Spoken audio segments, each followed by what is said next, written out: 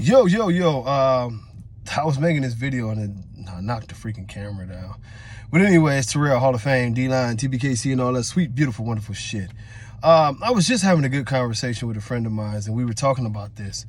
And we were talking about, the marketing thing. And this thing I see a lot on social media, and I'm not even on there that much, so I could imagine how much it is.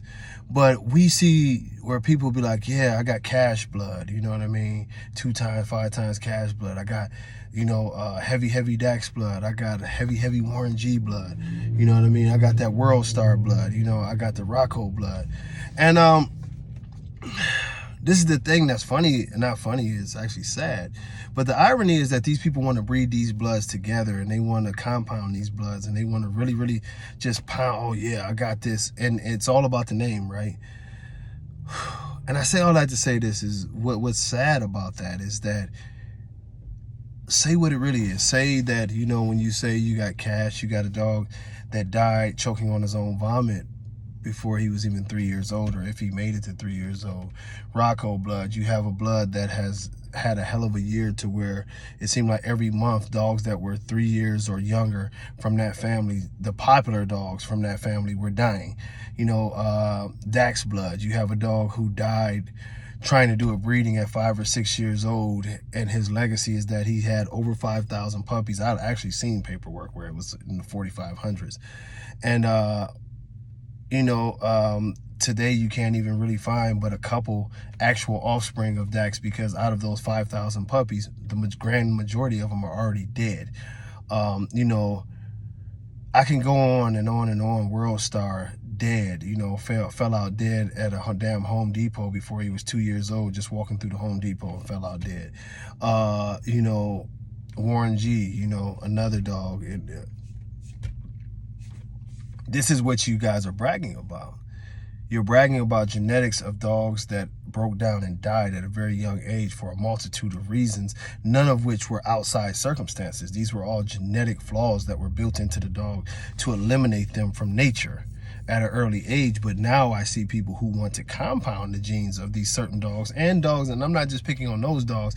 Those are just some of the bigger names, and dogs that we see here today. And it's a mentality that's just devastating to this breeding. You guys are wondering why they're getting worse. It's because you're breeding for marketing and you're not breeding for genetics. It's just that simple. I always look at, when I'm breeding a dog, I always look at how the longevity of the dogs behind that dog. I always have to see it. You're not going to sell me on a dog that died 2 or 3 years old, this, that, and the other. You're not going to do that. You know what I mean? You're not. I was definitely terrified when Gargoyle, Denzel's dad, died at a young age. You know what I mean? And I was like, what the fuck? Is this going to be a problem? And luckily, as we went along, it didn't become a problem. So we came more to the conclusion with Gargoyle that he was so tightly bred Cairo that some of his issues that were there were more so just because he was inbred and not his genetic pattern.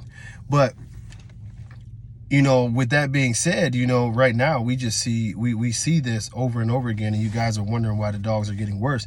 They're getting worse because you're breeding for marketing and you're not breeding for health. You're not actual breeders. You're businessmen. As I said on the other post, don't worry about the names. Give me the results and give me the quality of life and everything that these dogs represented. If you can do that, then you're a breeder. But if you can't, you're just somebody who's putting anything together for sale, and that's really not cool.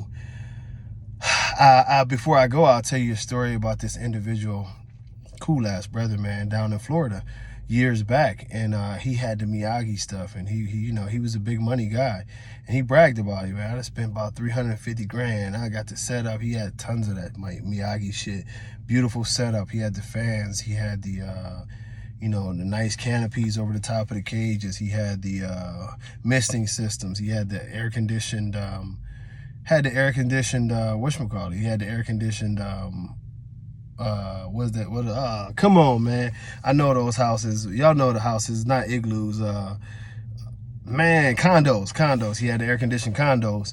He had that shit set up nice, man. But after talking to him for months, you get a call and you like, man, I can't stop these dogs from dying.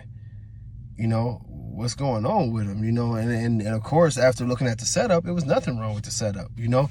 I was like, I can only tell you the same thing that what your veterinarian is telling you, is that these are the dogs, man. It's not a heating issue. They're breaking down, you know? And I felt bad for him because I know y'all think, oh, he hate exotics. So, you know, I hate what they represent. I don't hate the actual dog. I would never wish for the dogs to die. You know, I feel sorry for the dogs, actually. So, you know, and I more so felt, seeing his situation, I felt sorry. I seen a grown man who was just destroyed, you know. In a 2-year span, he had lost 20 dogs, you know. 20 fucking dogs in a 2-year span, you know, to the point to basically where he was like, man, I'm just gonna sell everything. And he basically did. He sold everything and gave up because he just couldn't keep them alive. Like he said, I'm doing everything possible to keep these dogs alive, and it's just one reason or another, the dogs just spaz out and die on them, you know. And a lot of that stuff was very, very tightly bred too. And it's one of those things that you see even from the Miyagi crew and those people. Those dogs don't live more than 2 or 3 years, you know. But the name brand makes people keep on buying it without the understanding that if you're going to actually have Miyagi, you have to be prepared to have one that looks like him, because he's going to die in a couple years and you have to slide one in to say that it's the same dog. That's basically what's been happening for years, and people still buy it, you know what I mean? And it's unfortunate for those who are naive and come in with the expectation that these dogs are going to be all right, because they're not going to be all right. You know, we need to do more research. We need to do more testing. We need to breed responsibly and stop breeding for names and marketing it, and the breed will get better. And I could go on for hours. Maybe I will once I jump back on live, but that is what it is, man. Y'all need to think long and hard about that shit. Until next time, y'all, God bless y'all. Much love. Peace.